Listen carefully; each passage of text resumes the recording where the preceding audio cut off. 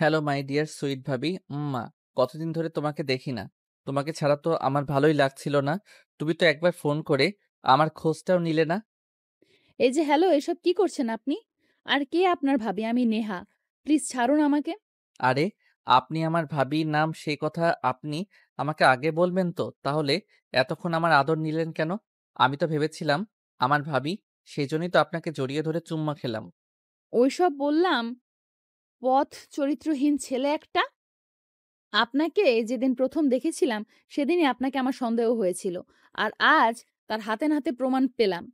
আপনি আসলেই একটা লম্পট। এই যে ম্যাডাম থামেন। আপনি এত কথা বলতে আপনাকে কে বলেছে? যখন আমি ভাবি ভাবি বলে চিৎকার করে আপনাকে দৌড়ে এসে জড়িয়ে ধরলাম, তখন তো আপনি কিছুই বললেন না। আর এখন সাধুগিরি দেখাচ্ছেন, তাই না? এসব ফাইজলামো বাদ দেন। ভাবি কোথায় সেটা বলেন। ইতর বদমাইশ চোর ছেলে একটা। নিজের ভাবি কোথায় সেটা আপনি নিজেই খুঁজে নেন। আমাকে জিজ্ঞেস করছেন কেন? আমি আপনার সঙ্গে কোনো কথা বলতে চাই না। চুপচাপ রুম থেকে বের হয়ে চলে যান। এই যে ম্যাডাম দেখুন, এই বাড়িটা আমার, তাই আমি কোথায় থাকবো না থাকবো সেটা একান্তই আমার ব্যক্তিগত ব্যাপার। আমার সঙ্গে লাগতে আসবেন না, তাহলে কিন্তু এখনই এই বাড়ি ছেড়ে চলে যেতে হবে। ওরে আইসেন আমার বাড়ির মালিক। আপনার কথাই আমাকে এখান থেকে চলে যেতে হবে। তাই না? ঠিক আছে, দাঁড়ান। আমি এক্ষুনি আন্টির সঙ্গে বলছি। ওরে আমার আন্টিওয়ালা রে, থাকছে তো পরের বাড়িতে, আবার এত বড় বড় কথা বলে। শোনেন, এত বড় বড় কথা বলাটা আপনার মুখে শোভা পায় না। এখানে থাকতে হলে চুপচাপ থাকতে হবে। এখানে এত বেশি কথা বলা একদম চলবে না। আর আমার সঙ্গে তো একদমই লাগতে আসবেন না, তাহলে তো আপনার সঙ্গে খারাপ কিছু হয়ে যেতে পারে। ওরে বাবা রে বাবা! কত মাস্তান, কত বড় মাস্তান আমাকে সরাসরি থ্রেট দিচ্ছে। এত বড় সাহস আপনার! দাঁড়ান দেখাচ্ছি মজা। আন্টি, আন্টি, কি হয়েছে নেহা, এভাবে চেঁচামেচি করছো কেন? ভূত প্রেত নিয়ে এসেছে নাকি? তোমার বাড়িতে ভূত আসতে যাবে কোন দুঃখে? তোমার ছেলে এসেছে তোমার বাড়িতে। আমার কোন ছেলে এসেছে সেটা তো আগে বলবে। আর আমার ছেলে এসেছে তো কি হয়েছে?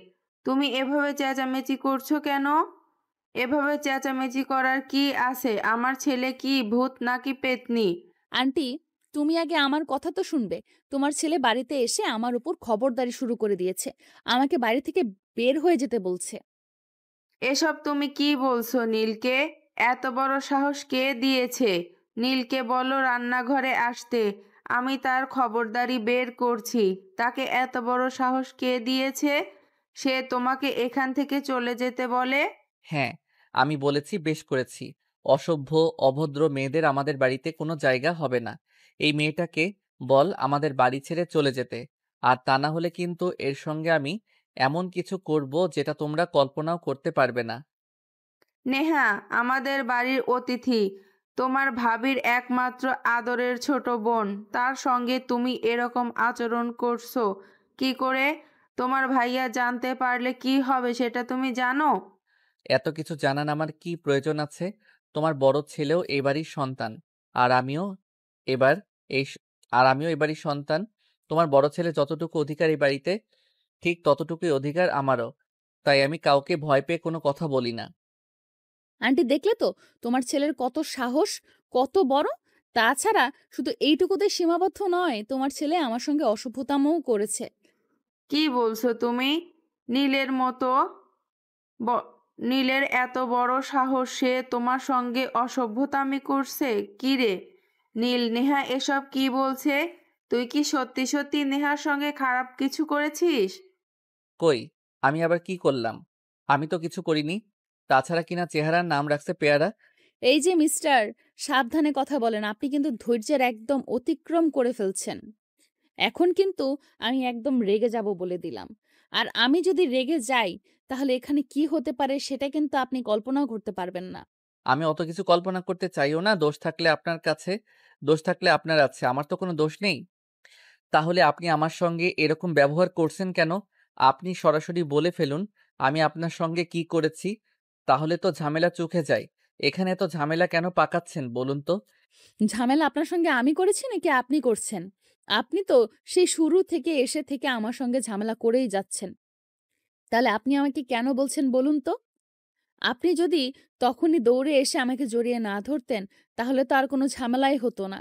যদি নিজের চোখের ডাক্তার দেখাতেন আর চোখটাকে সুস্থ রাখতেন, তাহলে তো এইসব ঝামেলার উৎপত্তিই হতো না। এটা কি আমার দোষ বলে গণ্য করছি না? কারণ আপনি আমার ভাবির রুমে কি করছিলেন? আমার ভাবির রুমে তো আপনার থাকার কথা নয়। তাহলে আপনি সেখানে কেন গিয়েছিলেন? এক্সকিউজ মি মিস্টার, যাকে আপনি ভাবি বলে দাবি করছেন সেই কিন্তু আমার আপন মায়ের পেটের বোন। সেটা আপনি ভুলে যাবেন না। আর আমার বোনের রুমে আমি যেতেই পারি। এতে আপনার তো কোনো সমস্যা হওয়ার কথা নয়। হ্যাঁ ম্যাডাম, আমি আপনাকে এতক্ষণ ধরে সেটাই বোঝাতে চাইছিলাম। দেখুন, এই রুমটা আপনার বোনের হতে পারে, কিন্তু পুরো বাড়িতে আমার অধিকার রয়েছে। তাই বাড়ির যেকোনো রুমে যেকোনো সময় আমি প্রবেশ করতে পারি। আমার কারণ অনুমতি নেওয়ার কোনো প্রয়োজন নেই। তাদের ঝগড়া গভীর থেকে গভীরতর হতে যাচ্ছিল। এমন সময় নীলের ভাবি সেখানে এসে উপস্থিত হয় আর তাদের দুজনের কথোপকথন দেখে বলতে থাকে। কি ব্যাপার, কি হয়েছে? তোরা দুজনে এইভাবে সবসময় লেগে থাকিস কেন? তোদের এই ঝগড়াঝাটি আমার আর ভালো লাগে না। এবার থামবি তোরা? ও মাই ডিয়ার সুইট ভাবি, এতক্ষণে তুমি আসলে। আমি তো বাড়িতে এসে তোমার খোঁজ করছিলাম। আর তখনই তোমার এই পেতনি মার্কা বোনটার সঙ্গে ঝগড়া লেগে গেল। তোমাকে কতবার বলেছি এই ডাইনি মার্কা মেয়েটাকে আমাদের বাড়িতে আসতে মানা করবে, তারপরও কেন এই মেয়েটা আমাদের বাড়িতে আসে? একদম একটা থাপ্পড় দিয়ে সবকটা দাঁত ফেলে দিব। ইতর বদমাইশ ছেলে একটা। আপনি কাকে পেতনি বলছেন? আপনি একটা বদমাইশ মার্কা ছেলে। আপনার লজ্জা করে না মেয়েদের সঙ্গে এইভাবে গায়ে পড়ে ঝগড়া করতে? কেউ যদি নিজে নিজে আমার আদর পেতে আসে তাহলে আমার কেন লজ্জা করবে? তাছাড়া এটা আমার বাড়ি, আমি কি করব না করব সেটার কৈফিয়ত কি আমার কাউকে দিতে হবে নাকি? আপু, তুই তোর দেবরকে সামলা। তা না হলে কিন্তু খারাপ কিছু হয়ে যাবে বলে দিলাম। এইরকম বদমাইশ মার্কা ছেলে আমি আমার জীবনে দ্বিতীয়বার দেখিনি। আমি তোকে আগেই বলেছিলাম, এবার ছেলেদের স্বভাব ভালো না। তুই বিয়েটা করিস না, কিন্তু তুই তো আমার কোনো কথাই শুনলি না। তুই এত বাজে কথা বলিস কেন? তুই জানিস না এত বাজে কথা বলা আমার একদমই পছন্দ নয়। তুই এখানে এসেছিস 1 সপ্তাহ হয়েছে, তোর বেড়ানো শেষ। এবার এখান থেকে চলে যা। আরে বৌমা, তুমি নেহা মামুনিকে এটা কি বলছো? সে আমাদের বাড়ির আত্মীয়। তার যখন মন চাইবে সে এখানে আসতে পারে, যতদিন মন চায় এখানে থাকতে পারে। তাহলে তুমি তার সঙ্গে এরকম আচরণ কেন করছো? হ্যাঁ আপু, আন্টি একদম ঠিক কথাই বলেছে। আমার যখন মন চাবে তখন আমি এখান থেকে চলে যাব। তুই বললেও আমি এখান থেকে যাব না। তাহলে আমার কি মনে হচ্ছে জানিস? এই বাড়িতে বিয়েটা আমার না হয়ে তোর হওয়া উচিত ছিল, যাতে তুই এখানে পার্মানেন্ট থাকতে পারতি। এবার যদি তোমাদের ঝগড়াঝাটি বন্ধ হয়ে থাকে তাহলে প্লিজ যে যার রুমে যাও। আমার আর এসব অশান্তি ভালো লাগছে না। নেহা মামুনি, তুমি ওদের সঙ্গে কথা বলিও না। তুমি আমার সঙ্গে আমার রুমে চলে এসো। তোমাকে নিয়ে অনেক গল্প করব। এদের সাথে তুমি তর্কে যেও না। হ্যাঁ আন্টি, তাই চলো। ওদের সাথে কথা বলার চাইতে কথা না বলে থাকা অনেক ভালো। এই কথা বলতে বলতে নেহা আর নীলের মা দুজনেই সেখান থেকে বের হয়ে নীলের মায়ের রুমে চলে গেল। তারপর দুজনে সেখানে বসে গল্প করতে থাকে। এভাবেই কেটে গেল সেদিনের দিনটা। পরের দিন সকালবেলা ঘুম থেকে উঠে নীল ব্রেকফাস্ট করে বাইরে বের হচ্ছিল। এমন সময় নেহা নীলকে পিছন থেকে ডাক দিয়ে বলতে থাকে। এক্সকিউজ মি মিস্টার, আপনি কি কোথাও বেরোচ্ছেন? আমি কোথায় যাচ্ছি, কি চাচ্ছি, না যাব কি যাব না, সেটা একান্তই আমার ব্যক্তিগত ব্যাপার। এই ব্যাপারে আমি কাউকে কৈফিয়ত দিতে পছন্দ করি না। আপনার কিছু বলার থাকলে বলতে পারেন, নয়তো আমি আসছি। আপনার সঙ্গে ভদ্র ভাষায় কথা বলাটাই অনর্থক, কারণ আপনি তো ভদ্রতার ভাষা বোঝেন না। তাহলে আপনার সঙ্গে ভদ্রভাবে কথা বলে কি লাভ, সেটা আমাকে বলেন। আপনাকে আমি জোর করে আমার সাথে কথা বলতে বাধ্য করেছি নাকি? আপনি নিজে নিজে এসে কথা বলবেন, তারপর আবার আমাকে দোষ দিবেন? এই, তোরা দুটো কি ঝগড়া ছাড়া থাকতে পারিস না নাকি? তোরা দুজন দুজনের ছায়া দেখতে পারিস না? তাহলে এক বাড়িতে আছিস কেন বল? নেহা, তোকে তো বলেছি তুই বাড়িতে চলে যা। অশান্তি আমার ভালো লাগে না। ঠিক আছে, তুই বোন হয়েও যখন আমাকে বুঝবি না, তুই পরের জন্য আমাকে কথা শোনালি। ঠিক আছে, আমি আর এখানে থাকবো না। আজকে এই বাড়ি ছেড়ে চলে যাব। আজকের পর যদি কখনো এই বাড়িতে আমার পা পড়ে, তাহলে বলিস। আপনি একা একা যেতে পারবেন নাকি আপনাকে বাসা পর্যন্ত পৌঁছে দেওয়া লাগবে? আমি কিন্তু আজ ফ্রি আছি। আপনি চাইলে আমার বাইকে করে আপনাকে আমার বাসা পর্যন্ত পৌঁছে দিয়ে আসতে পারি। আমার কোনো প্রবলেম হবে না। চুপ করবেন আপনি। আমি আপনার কোনো কথা শুনতে চাইছি না। আপনি আমার চোখের সামনে থেকে সরেন। আমি একা একাই চলে যেতে পারবো। কারোর আমাকে গার্ড দিয়ে বাসা পর্যন্ত পৌঁছে দিয়ে আসতে হবে না। কেন? আমার দেবরের কথা শুনলে তোর গায়ে ফোস্কা পড়ে নাকি? তুই তো ছেলেটাকে একদম সহ্য করতে পারিস না। ছেলেটা খারাপ কি বলেছে? তুই যদি একা না পারিস তাই বলেছে। এখানে তো আমি দোষের কিছুই দেখছি না। আপু শোন, তোদের সঙ্গে আমার কথা বলার কোনো ইচ্ছে নেই। তুই থাক তোর দেবর নিয়ে। আমি এই বাড়ি ছেড়ে চলে যাচ্ছি। আর কখনো আসবো না। কখনো আমায় ফোন দিয়ে বলিস, তখন বোঝাবো মজা। হয়েছে হয়েছে, অনেক কথা বলেছিস। আর আমি তোর অনেক কথা শুনেছি। এবার চুপচাপ আর কোনো কথা না বলে নিজের ব্যাগপত্র গুছিয়ে বিদায় হ দেখি। রিমি এই কথা বলে সেখান থেকে চলে যায়। আর এদিকে নেহার রাগে গজগজ করতে করতে রুমে গিয়ে ব্যাগপত্র গুছিয়ে বাসা থেকে বের হবে। এমন সময় পেছন থেকে নীলের মা নেহাকে বলে, কি ব্যাপার নেহা, কি হয়েছে? তুমি কি আমাদের বাড়ি থেকে চলে যাচ্ছ নাকি? হ্যাঁ আন্টি, আমি আপনাদের বাড়ি থেকে চলে যাচ্ছি। আর আজকের পর কখনো আপনাদের বাড়ি আসবো না। যেখানে আমার নিজের বোন চায় না তার শ্বশুরবাড়িতে আমি থাকি বা আসি, সেখানে থাকা বা আসার তো প্রয়োজন নেই। চাই সব কথা তোমাকে কে বলছে বলো তো? আমি এই বাড়ির কর্ত্রী, আমি এখনো বেঁচে আছি। আমি যতদিন বেঁচে আছি ততদিন এই বাড়ির সকল সিদ্ধান্ত আমি নেব। তুমি এই বাড়িতেই থাকবে যতদিন তোমার মন চাইবে, তুমি কোথাও যাবে না। না আন্টি, আমি এহেন অপমান আর সহ্য করতে পারলাম না। আমি এই বাড়ি থেকে চলে যাচ্ছি। আমার মনে যদি কোনো কষ্ট দিয়ে থাকি তাহলে ক্ষমা করে দিও। এই কথা বলে নেহা সেখানে আর এক মুহূর্ত দেরি না করে সোজা নিজের বাড়িতে চলে গেল। নেহা এভাবে রেগে এখান থেকে চলে যাওয়ার পিছনে অংশ নির্দিষ্ট কিছু কারণও আছে। চলুন ফ্ল্যাশব্যাক থেকে ঘুরে আসি। আজ থেকে 3 মাস আগে নীলের বাবা মা আর বড় ভাইয়ের জন্য বউ দেখতে নেহাদের বাড়িতে যাই। পারিবারিকভাবেই হয়েছিল নেহার বোন আর নীলের ভাইয়ের বিয়ে। তো যেদিন নীলের বাবা মা আর নীল আর নীলের ভাইয়া নেহাদের বাড়িতে গিয়েছিল, সেদিনই প্রথম ঝামেলাটা বাধে। ক্রিং ক্রিং, ক্রিং ক্রিং। কি ব্যাপার? এইভাবে কেউ কলিং বেল বাজায় নাকি? এটা ভদ্রলোকের বাড়ি, এখানে ভদ্রলোকেরা বসবাস করে। এইভাবে অসভ্যের মতো বারবার কলিং বেল চাপার কারণটা কি? বাড়িতে যদি সবগুলো বয়রা একসঙ্গে বসবাস করে তাহলে তো এভাবে কলিং বেল বাজাতেই হয়। এছাড়া তো আর কোনো উপায় থাকে না। এই যে মিস্টার, চুপ করুন আপনি। আপনি কাকে বয়রা বলছেন? আমরা কেউ বয়রা নই। আমরা সবাই ঠিকঠাক কানে শুনতে পাই। আপনার মাথায় সমস্যা। আপনি হয়তো এটা জানেন না যে কোথায় লোকেরা বসে বসে পোস্ট করে আর কোথায় আপনার মতো অসভ্য ছোট লোক জাতের মানুষের বসবাস করে। এই অসভ্য মেয়ে একটা, একদম একচরে তোর সব কটা দাঁত ফেলে দেব। কার সঙ্গে কিভাবে কথা বলতে হয় সেটাও শিখিসনি। আমার বাবা মা কোনো কিছু না জেনে শুনে এই পরিবারের সঙ্গে আত্মীয়তা করতে এসেছে। আমি বেঁচে থাকতে কোনোদিন এমন অসভ্য আনকালচার ফ্যামিলির সঙ্গে আত্মীয়তা করতে দেব না। নীলের মুখ দেখে এই কথাটা শুনে নেহা কিছুটা আন্দাজ করতে পারে। আসলে তার বোনকে আজ দেখতে আসার কথা, তবে নেহা যতদূর শুনেছে তারা সপরিবার আসবে, কিন্তু এরকম অসভ্য একটা ছেলেকে পাঠাবে সেটা সে কল্পনা করেনি। হাজার হোক বোনের সম্বন্ধ, বাড়ি বলে কথা, তাই সে ভদ্রতার খাতিরে বলে, I am so sorry, please. আমি আসলে বুঝতে পারিনি আপনি এভাবে বারবার করেন বিল বাজাচ্ছিলেন, তাই আমার মেজাজটা একটু খারাপ হয়ে গেছিল। প্লিজ ভেতরে আসুন। হয়েছে হয়েছে, আপনার মতো মেয়েদের আমার খুব ভালো করেই চেনা আছে। জুতো মেরে আর গরু দান করতে হবে না। আর একটা কথা বলুন, আমার ভাইয়ার কি আপনার সঙ্গে বিয়ে ঠিক হয়েছে? আই মিন কথা চলছে? দূর মিয়া, আপনার কি পাগলে পাইছে? আমি তো পড়াশোনা করছি। পড়াশোনা শেষ করে চাকরি বাকরি করব। বিয়ে শাদী নিয়ে ওসব চিন্তা ভাবনা করি না। আমার বড় বোন রিমি, তার বিয়ের সম্বন্ধ দেখা হচ্ছে। যাক বাবা, বাঁচা গেল। আপনার বড় বোন নিশ্চয়ই আপনার মতো দজ্জাল মেয়ে নয়। এই যে মিস্টার, সাবধানে কথা বলেন। আপনি কাকে দরজাল মেয়ে বলছেন? আপনি, আপনার সঙ্গে কি এমন করলাম যার কারণে আপনি আমাকে দরজাল বলছেন?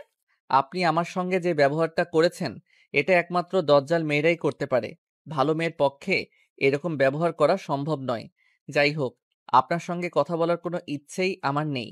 এই কথা বলে নেহাকে আর কোনো কথা বলার সুযোগ না দিয়ে নীল নেহাকে পাশ কাটিয়ে বাড়ির ভিতরে চলে আসে।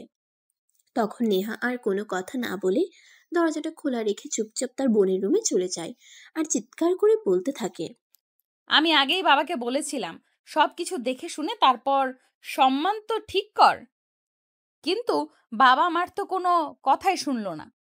একটা অসভ্য অভদ্র পরিবারের সঙ্গে আমার বোনের বিয়ের সম্বন্ধ ঠিক করেছে। কি হয়েছে নেহা? তুই এইভাবে চেঁচামেচি করছিস কেন? তুই জানিস না আজ বাড়িতে মেহমান আসবে? তাহলে তুই এরকম কেন করছিস? বাড়িতে মেহমান আসবে সেটা আমি খুব ভালো করেই জানি, আর জানি বলেই চাচা আমি কি করছি তুই কি জানিস? বাবা অসভ্য অভদ্র একটা ফ্যামিলির সঙ্গে তোর বিয়ের সম্বন্ধ করেছে। শোন, আমি এত কিছু জানি না, জানার প্রয়োজনও মনে করি না। কারণ আমি আমার বাবাকে অনেক বিশ্বাস করি আর ভালোবাসি। আমি জানি আমার বাবা কখনোই আমার জন্য খারাপ কিছু করবে না। যা করবে চিন্তা ভাবনা করেই করবে। তাই আমি আমার বাবার বিশ্বাসের উপর কোনো আঘাত আসতে দিব না। হ্যাঁ সেটাই, কিন্তু তুই যে পরিবারের বউ হয়ে যাচ্ছিস সেই পরিবারের মানুষগুলো কতটা ভালো কতটা খারাপ সেই বিষয়ে তুই কোনো খোঁজ খবর নিবি না? নেহা, আমার মনে হয় তুই অকারণে উত্তেজিত হয়ে যাচ্ছিস। আমাদের বাবাকে তো চিনিস। বাবা কখনোই এমন কোনো সিদ্ধান্ত নেবেন না যেটা আমাদের দুই বোনের জন্য ক্ষতিকর কিংবা খারাপ হবে। দেখ তোদের সঙ্গে কথা বলাই অনর্থক। আমি তোদেরকে কি বোঝাতে চাইছি তোরা কি আমার কথাটাই বুঝতে চাইছিস না, উল্টো তোরা আমাকে আরো কথা শুনিয়ে দিচ্ছিস। ঠিক আছে, তোর কপাল পুড়বে তাতে আমার কি। হ্যাঁ, তুই একদম ঠিক কথাই বলেছিস। যদি খারাপ কিছু হয় তাহলে সেটা আমাদের সঙ্গেই হবে, তোর সঙ্গে নয়।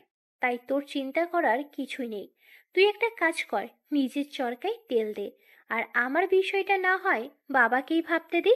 হ্যাঁ সে ভালো, তোদের যা ইচ্ছা কর, আমি তোদের মধ্যে আর নেই। বিয়েটা তো আর আমার হচ্ছে না, আমি কেন এত মাথা ঘামাচ্ছি। এই কথা বলে রিমির রুম থেকে নেহা বের হয়ে আসে। রাগে তার শরীর গজগজ করছিল, তাই সে নিজের রুমে না গিয়ে সোজা ছাদে চলে আসে। ছাদের রেলিং ধরে দাঁড়িয়ে সে আকাশ দেখছিল। এমন সময় হঠাৎ নীল সেখানে এসে উপস্থিত হয় আর নেহার কানের কাছে মুখ নিয়ে বলতে থাকে, কি ব্যাপার ম্যাডাম, আপনাকে তো দেখছি খুবই ডেঞ্জারাস মাল।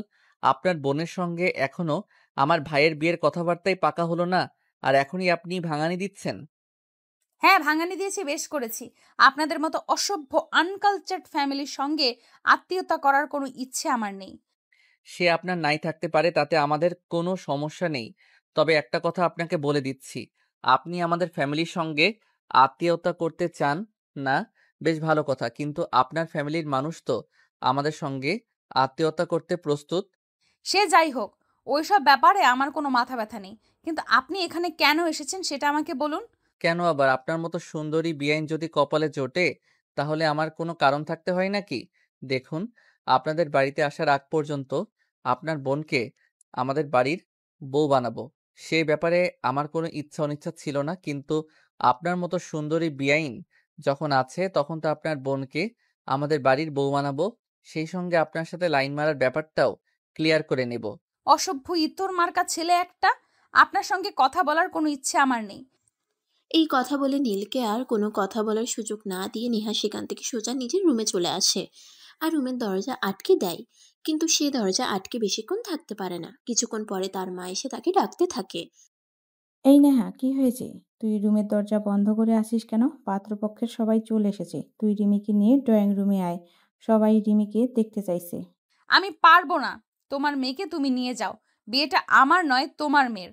তাহলে আমি কেন ছেলে পক্ষের সামনে যাব? নেহা দেখ, একদম বেশি কথা বলিস না, বেশি পেঁচাল পারা কিন্তু আমার একদমই ভালো লাগে না। তোকে যেটা করতে বলেছি তুই সেটাই কর। রিমি রেডি হয়ে নিজের রুমে বসে আছে, তুই রিমিকে নিয়ে এক্ষুনি নিচে আসবি, এটাই আমার শেষ কথা। আর তুই যদি আমার কথা না শুনিস তাহলে কিন্তু তোর কপালে খারাপ আছে, সেটা আমি তোকে বলে দিলাম। আমি কিছুতেই বুঝতে পারছি না তোমরা আমাকে আদেশ করছো নাকি নাকি হুমকি দিচ্ছ। যাই হোক যাও, আমি আসছি। এই আপু আপু, বিয়ে করবি তুই? তাহলে তোকে নিয়ে আমার কেন যেতে হবে?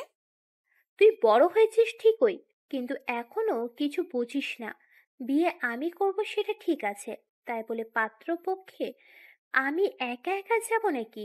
আর তুই আমার ছোট বোন, তুই আমাকে নিয়ে যাবি? আমি কেন একা একা যাব? হ্যাঁ সেটাই, তুই বিয়ে করে আমাকে উদ্ধার কর। তুই এই বাড়ি থেকে চলে গেলে পুরো বাড়িটাই আমার হাতে থাকবে, সেটা ভাবতেই যে আমার কি আনন্দ লাগছে সেটা তোকে বলে বোঝাতে পারবো না। এগুলো নিয়ে কথা বলছিল নেহা আর রিনি। তখনই ড্রয়িং রুম থেকে আবারও নেহার মায়ের গলার আওয়াজ শোনা যায়। কি ব্যাপার নেহা, এখনো তোদের হয়নি? তাড়াতাড়ি আয়, সবাই তোদের জন্য অপেক্ষা করতেছে তো।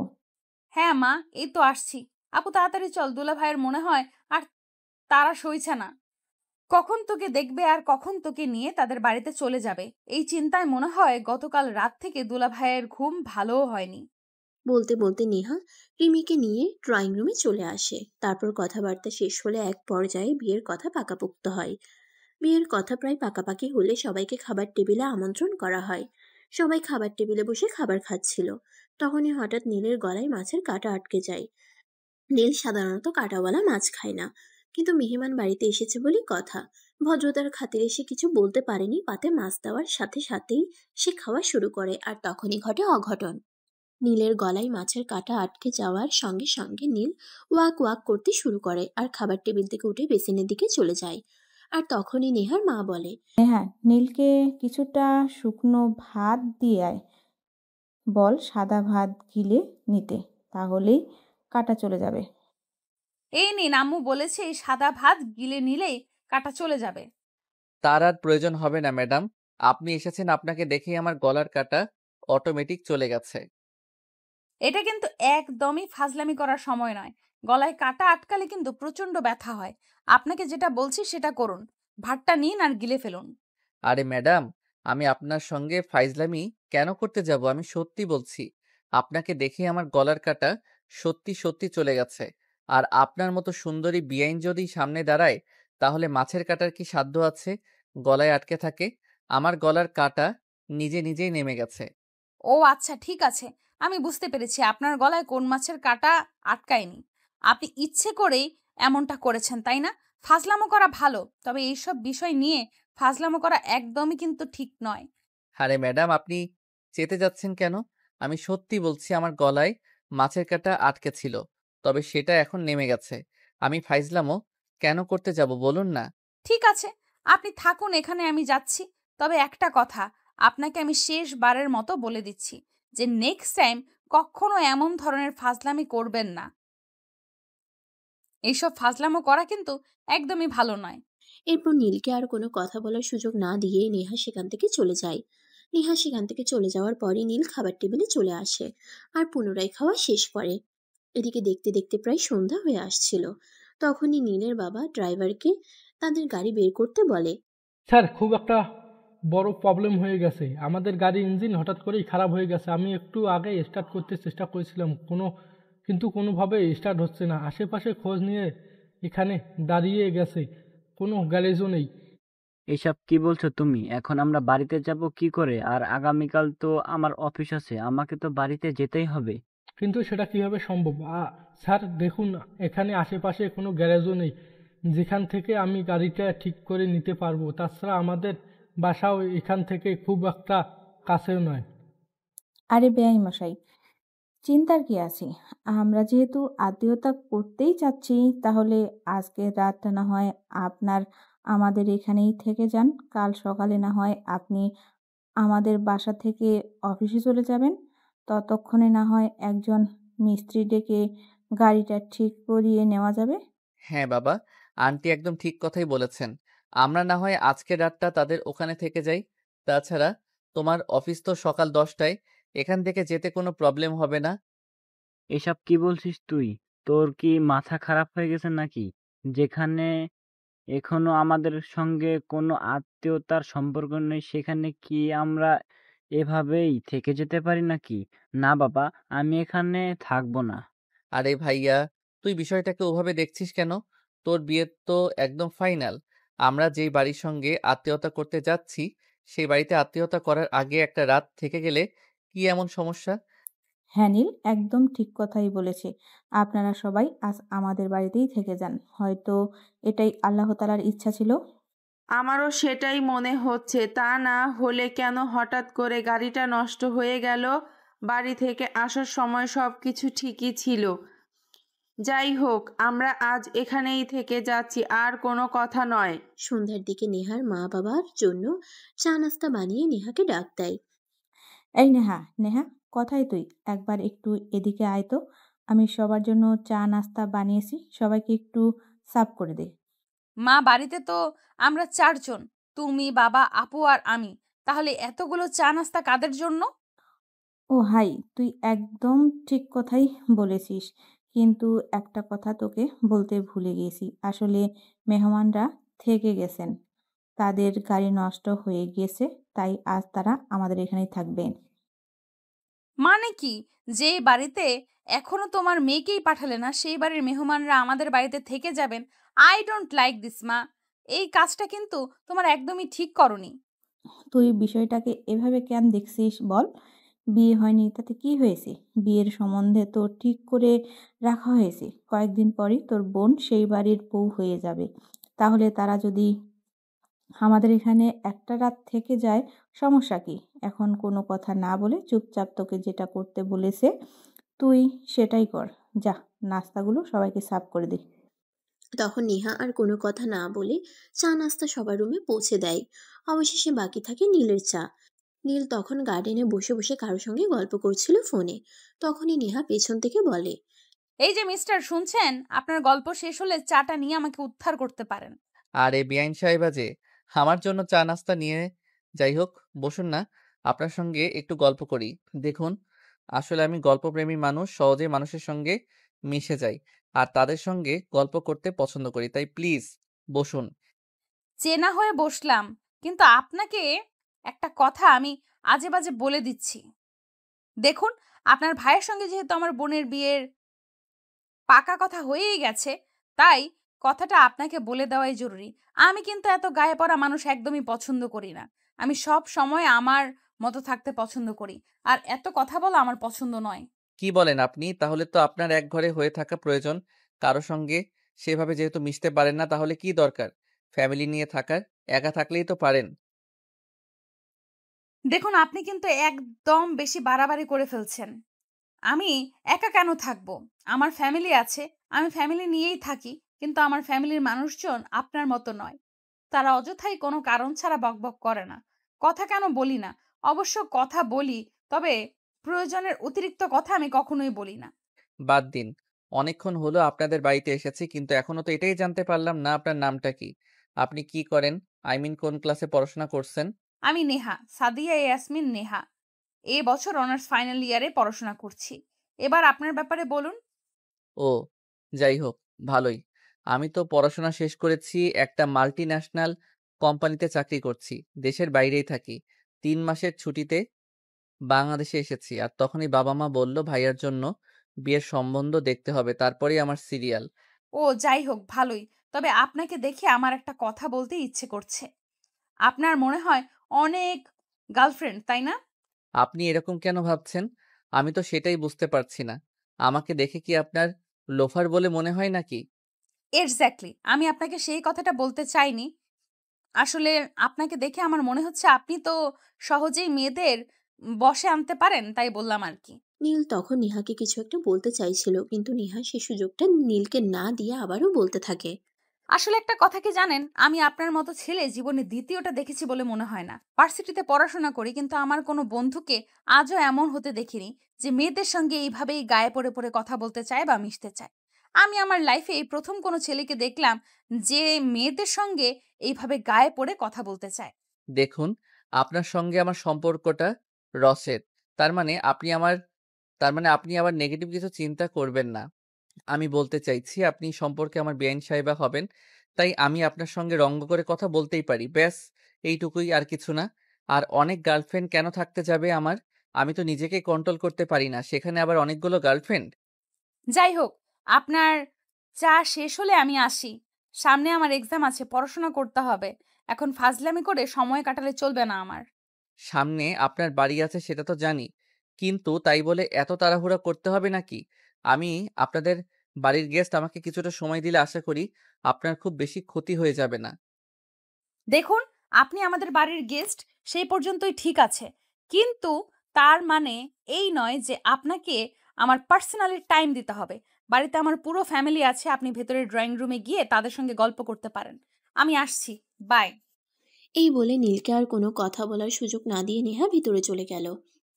এদিকে দেখতে দেখতে রাতের খাবার খাওয়ার সময় হয়ে গেল। নেহা তখন নিজের রুমে বসে পড়াশোনা করছিল। নেহার মা সবার জন্য খাবার সাজিয়ে তারপর সবাইকে খেতে ডাকে। একে একে সবাই খাবার খাওয়ার জন্য টেবিলে চলে আসলো, কিন্তু নেহাকে কোথাও দেখা যাচ্ছে না। তাই তার মা তাকে ডাকতে থাকে। এই নেহা, কি হয়েছে তোর? তুই খাবার টেবিলে আসিস না কেন? সবাই তো খাবার খেতে চলে এসেছে, তাড়াতাড়ি চলে আয়। তোমরা খেয়ে নাও, আমি এখন খাবো না, আমি পরে খেয়ে নেব। আমার এখন খেতে মন চাইছে না। কেন নেহা, কি হয়েছে তোর? শরীর খারাপ লাগছে নাকি বল আমাকে, আমি তোকে ওষুধ দিয়ে দিব। না, সেরকম কোনো ব্যাপার নয়। সেরকম হলে আমি তোমাকে বলতাম। টেনশনের কোনো কারণ নেই। তোমরা খেয়ে নাও, আমি পরে খেয়ে নেব। আন্টি, আসলে সমস্যা এখানে নয়। সমস্যা হলো আমরা এই বাড়িতে থেকে গেছি। এটা আপনার মেয়ে মেনে নিতে পারছে না। আপনার মেয়ে তো প্রথম থেকেই চাইনি আমরা এখানে থাকি। না বাবা, তুমি ভুল ভাবছো। আমার মেয়েটা আসলে এরকম নয়। সে সবাইকে খুব ভালোবাসে। হয়তো তোমার সঙ্গে কোনো একটা বিষয় নিয়ে ঝামেলা হয়েছে, তাই এরকম করছে তোমার সঙ্গে। কিন্তু দেখো, পরে সব ঠিক হয়ে যাবে। তুমি হয়তো একটা বিষয় লক্ষ্য করেছো, সে তোমার সঙ্গে ঝগড়া করলেও তোমার মায়ের সঙ্গে কিন্তু অনেকটাই মানিয়ে নিয়েছে। হ্যাঁ, সেটা আমি দেখেছি আপনার মেয়ের, কিন্তু খুব সহজেই ফ্রেন্ডলি একটা সম্পর্ক হয়ে গেছে। তবে সে আমার সঙ্গে কেন এরকম করছে আমি সেটাই বুঝতে পারছি না। আমি তার কোন পাকা ধানে মই দিয়েছি সেটাই তো জানি না। এভাবেই গল্প করতে করতে তাদের রাতের খাওয়া শেষ হয়ে যাওয়ার পর যে যার যার রুমে চলে গেল। নীলকে ঘুমোতে দেওয়া হয়েছে নেহা যে রুমে থাকে তার ঠিক পাশের রুমেই। নেহা কিছুক্ষণ পর রুম থেকে বের হয়ে যায়, নিচে যায় খাবার খাওয়ার জন্য। খাবার শেষ করে সে যখন রুমে আসছিল তখনই পথ আগলে দাঁড়ায় নীল। ম্যাডাম, আপনি কি আসলেই আমার এখানে থেকে যাওয়াটা মেনে নিতে পারছেন না? যদি সেরকমটাই হয়ে থাকে তাহলে আপনি আমাকে বলেন, আমি এক্ষুনি এখান থেকে চলে যাব। এত রাত্রিরে আপনি এখান থেকে আপনার বাসায় যাওয়ার জন্য কোনো গাড়ি পাবেন না। তাই উত্তেজিত হওয়ার কোনো কারণ নেই। আপনি রুমে গিয়ে ঘুমিয়ে পড়ুন। আর কোনো কারণ ছাড়াই আমাকে বিরক্ত করবেন না। এটা আমার একদমই পছন্দ নয়। Okay madam, no problem. আমি আসছি। Have a good night. বলতে বলতে নীল তার রুমে চলে আসে। তখন ছিল জুন মাসের মাঝামাঝি সময়। হঠাৎই দমকা হাওয়া বইতে শুরু করে। দেখতে দেখতেই বৃষ্টি শুরু হয়। বৃষ্টি আর বাতাসের বেগ এতটাই ঝোরে বই বৃষ্টি আর বাতাসের বেগ এতটাই জোরে বইছিল, নীল একদম অনেকটা ভয় পেয়ে গেছিল। তাছাড়া নীল যে রুমটাতে ঘুমিয়েছে এটা সবার শেষের রুম। তারপর আর কোনো রুম নেই। একা একা আসলে যে কেউই ভয় পাবে। নীল তখন কোনো উপায় অন্তর না পেয়ে রুম থেকে বের হয়ে আর তখনই এসে দেখলো নেহা রুমে দরজাটা খোলা, বাতাসে এপাশ ওপাশ করছে। কিন্তু নেহা বেঘরে ঘুমাচ্ছে। নীল তখন সাত পাঁচ চিন্তা না করেই রুমের ভিতরে ঢুকে গেল আর দরজাটা ভিতর থেকে লাগিয়ে দিল। কিন্তু এখন সে কি করবে? নেহা তো ঘুমোচ্ছে। তখন হঠাৎ তার মাথায় কি জানি চিন্তা আসলো। সে টুপ করে নেহার কম্বলের ভিতরে ঢুকে গেল। তখন প্রায়ই সকাল হবে, ফজরের আজান দিয়ে দিচ্ছে। নেহা ফজরের নামাজ পড়বার জন্য ঘুম থেকে ওঠে, কিন্তু ঘুম ভাঙার সঙ্গে সঙ্গেই সে নিজের উপর একটা ভারী বস্তু আবিষ্কার করলো। কিন্তু সেটা কি? সে অনেকটা ভয় পেয়ে যায়। তাই সে আস্তে আস্তে চোখ মেলে তাকিয়ে দেখে তার উপর কেউ একজন শুয়ে আছে। এটা দেখে সে তো আরো অনেক বেশি ভয় পেয়ে যায়। এই শুনছেন? এই কে আপনি? আপনি আমার রুমে আসলেন কি করে? আর আমার উপর শুয়ে আছেন কেন? উফ, সারা রাত ভয়ে ঘুমাতে পারিনি। এখন একটু ঘুমাতে দেন। চেঁচামেচি করবেন না। চুপচাপ শুয়ে থাকুন। গলার স্বর শুনে নেহা অনেকটা আন্দাজ করতে পারলো এটা নীল। কিন্তু নীল এখানে কিভাবে আসলো? এই ছেলেটার কি আসলেই চরিত্রের সমস্যা আছে? নেহা তখন ধাক্কা দিয়ে তার উপর থেকে ফেলে দিল নীলকে। তখনই ধরফর করে উঠে বসে আর বলতে থাকে। I am sorry. I am extremely sorry. আমি আসলে বুঝতে পারিনি ম্যাডাম। আসলে রাতে যে ঝড় এসেছিল আমি অনেকটাই ভয় পেয়ে আপনার রুমে চলে আসি। কিন্তু এখন যেটা হয়েছে সেটার জন্য আমি মোটেও প্রস্তুত ছিলাম না। আপনাকে প্রথম দেখাতেই আমার সন্দেহ হয়েছিল। কিন্তু আপনার চরিত্র এতটা খারাপ সেটা আমি ভাবতে পারিনি। কি জানি রাতে আপনি আবার আমার সঙ্গে উল্টাপাল্টা কিছু করেছেন কিনা। আমি তো আবার ঘুমালে দুনিয়ার খবর কিছু বলতে পারি না। না, না ম্যাডাম, এত কিছু চিন্তা করার কোনো কারণ নেই। আমি চোর হলেও নিজের চরিত্র ঠিক রাখি। আপনার সঙ্গে ওইসব কিছুই আমি করিনি। উত্তেজিত হওয়ার কোনো কারণ নেই। প্লিজ আপনি এই বিষয়টা কাউকে বলবেন না। কেন, আপনি কি ভেবেছেন আমি আপনার এই এত বড় একটা গরমে কথা ঢেকে কখনোই না। হুম, আমি আপনার পরিবারের সঙ্গে আমার পরিবারের কোনো আত্মীয়তাই হতে দেব না। আপনার চরিত্র খারাপ সেটা আমি আগেই বুঝেছিলাম, কিন্তু আপনি এতটা নীচ সেটা জানতাম না। তাই নাকি? আচ্ছা ঠিক আছে, আপনি বলে দেন, কোনো সমস্যা নেই। মান ইজ্জত আমার একার যাবে না, আপনারও যাবে। সো আমার কোনো ভয় নেই। যদি দেখি পরিচিতি খারাপ, তাহলে আমি সবাইকে বলে দেব আমি আপনাকে বিয়ে করব। ব্যাস, ঝামেলা চুকে যাবে। মগের মুল্লুক নাকি আপনি যা বলবেন তাই হবে? কখনোই না। আপনাদের মতো চরিত্রহীন লম্পট ইতর বদমাইশ একটা ছেলেকে আমি কখনোই বিয়ে করব না। আপনার মতো বদমাইশ মার্কা ছেলেকে নিজের লাইফ পার্টনার বানানোর কোনো প্রশ্নই ওঠে না। ওকে মাই ডিয়ার সুইটহার্ট, তাহলে আমি এখন আসি। তা না হলে আবার বাড়ির সবাই ঘুম থেকে উঠে পড়বে। আমাকে এই রুম থেকে বের হতে দেখলে সবাই নানান ধরনের প্রশ্ন করবে। আমি সেসব প্রশ্নের সম্মুখীন হতে চাই না। Good morning and tata, bye bye. বলতে বলতে নীল নেহার রুম থেকে বের হয়ে আসে। নেহা তখন বিছানা থেকে নেমে সোজা ওয়াশরুমে চলে যায়। তারপর অজু করে এসে ফজরের নামাজ আদায় করে নেয়। তারপর একটু হাঁটতে বের হয়, এটা তার প্রতিদিনকার অভ্যাস। হাঁটাহাঁটি শেষ করে যেই বাসায় ঢুকতে যাবে ওই সময় তার মা বলে, নেহা, আমাকে একটু রান্নার কাজে সহযোগিতা করতে হবে। আজকে তো বাসায় মেহমান আসছে, আমি একা একা সবটা সামলাতে পারবো না তাই। তুমি পারবে না ভালো কথা, কিন্তু তুমি আমাকে কেন বলছো আমি তোমাকে রান্নার কাজে কোনো সহায়তা করতে পারবো না? আমি তোমার বাড়ির কাজের লোক নই। আরে বাবা, তুই আমার সঙ্গে এভাবে কেন কথা বলছিস? আমি কি তোকে বলেছি নাকি যে তুই আমার বাড়ির কাজের মেয়ে? আমি তোর মা, আর তুই আমার মেয়ে। তুই আমাকে সহযোগিতা করতেই পারিস। এখানে কাজের মেয়ে কথা থেকে আসছে। তাছাড়া একটা কথা, গতকাল থেকে আমি দেখছি তুই কেমন জানি হয়ে গেছিস। তোর কি হয়েছে? কোনো প্রবলেম হয়ে থাকলে আমাকে বল। আমার কোনো প্রবলেম কেন হতে যাবে? আমি পারবো না তোমাকে কোনো কাজে কোনো সহযোগিতা করতে। তুমি করো, না পারলে বাদ দাও। তাছাড়া আপু তো আছে, আপুকে কেন বলছে না তোমাকে সহযোগিতা করতে? আমার সামনে এক্সাম, আমার পড়াশোনা আছে, আমাকে কোনো কাজে ডাকবে না। হ্যাঁ মা, আমি তো আছি, আমি তোমাকে সহযোগিতা করছি। কোনো সমস্যা নেই, নেহার সামনে এক্সাম আছে, তার এখন পড়াশোনা করতে হবে, তার এখন কাজ করার সময় নেই। নেহা, তুই যা পড়তে বস, আমি মাকে সহযোগিতা করছি। মা, চলো তো।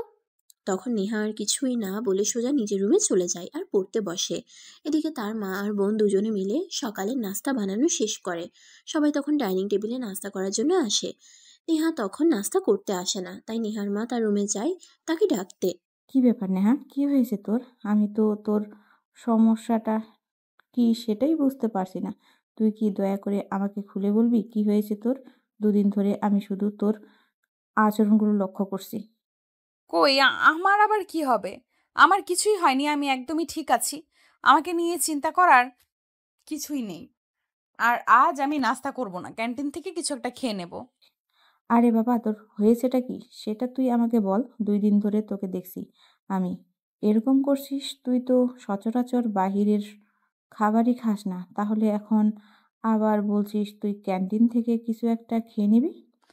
মা, তুমি খুব ভালো করেই জানো অকারণে কথা বলা আমি একদমই পছন্দ করি না। আর তুমি এখন সেটাই করছো। তুমি আমাকে রাগিও না, তাহলে কিন্তু এর পরিমাণ খারাপ হবে। আমি যখন বলেছি আমি ক্যান্টিন থেকে কিছু একটা খেয়ে নেব, তার মানে আমার কথাই ঠিক। আর কিছু বলে কোনো লাভ হবে না। তুমি এখন দয়া করে এখান থেকে চলে যাও আর আমাকে আমার মতোই থাকতে দাও। আচ্ছা বাবা, ঠিক আছে, আমি তোকে কিছুই বলবো না। তোর যেটা ভালো মনে হয় তুই সেটাই কর। আমি আর তোকে কোনো কিছু জিজ্ঞাসা করব না। এই বলে নেহার মা রুম থেকে বের হয়ে চলে যায়। আর এদিকে নেহা রেডি হয়ে ভার্সিটি যাওয়ার জন্য বাসা থেকে বের হতে থাকে। এমন সময় পিছন থেকে নীল বলতে থাকে, আসলে ম্যাডাম, বাড়ির আর কেউ বুঝতে না পারলেও আমি কিন্তু ঠিকই বুঝতে পারছি। আমি খাবার টেবিলে ছিলাম বলে আপনি খাবার খেতে যাননি, তাই না? আমরা তো আজই চলে যাব একটু পরে।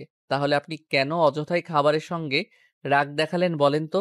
এই যে মিস্টার, বোঝা ভালো কিন্তু বেশি বোঝা ভালো নাই। আপনাকে কে বলেছে আমি আপনাদের জন্য খাবার টেবিলে যাইনি? আমার এক বান্ধবী ফোন করেছে, সে আজ আমাকে ট্রিট দেবে, তাই সকালে কিছু না খেয়ে যেতে বলেছে। ও তাই নাকি? তাহলে তো খুবই ভালো কথা। যদি কিছু মনে না করেন, তাহলে কি আমিও আপনার সঙ্গে আসতে পারি? একদমই নয়। আপনি কেন আমার সঙ্গে যাবেন? আমি ভার্সিটি যাচ্ছি, সেখানে আমি পড়াশোনা করতে যাচ্ছি, প্রেম করতে নয় যে আমাকে আপনাকে সঙ্গে করে নিয়ে যেতে হবে। আমি আসছি, বাই। বলতে বলতে নেহা বাসা থেকে বের হয়ে ভার্সিটির উদ্দেশ্যে চলে যায়। আর এদিকে কিছুক্ষণ পর নীল তার পরিবার নিয়ে নেহাতের বাড়ি থেকে চলে যায়। এরপর দেখতে দেখতে বেশ কয়েকদিন চলে গেল। ইতিমধ্যে বিয়ের দিন তারিখ ঘনিয়ে এসেছে, তাই বিয়ের শপিংও শুরু হয়ে গেছে। কেনাকাটা প্রায় হয়ে গেছে, শুধু বিয়ের বেনারসি আর শেরওয়ানিটা কেনা বাকি আছে। তাই রিমির শ্বশুরবাড়ি থেকে রিমিকে ফোন দিয়ে বলা হয়েছে রিমি যেন আজ নেহাকে নিয়ে একবার শপিং মলে যায়। তাই সকালবেলা ঘুম থেকে উঠেই রিমি নেহাকে ডাকতে গেছে। এই নেহা, তুই কিন্তু আজ ভার্সিটিতে যাস না।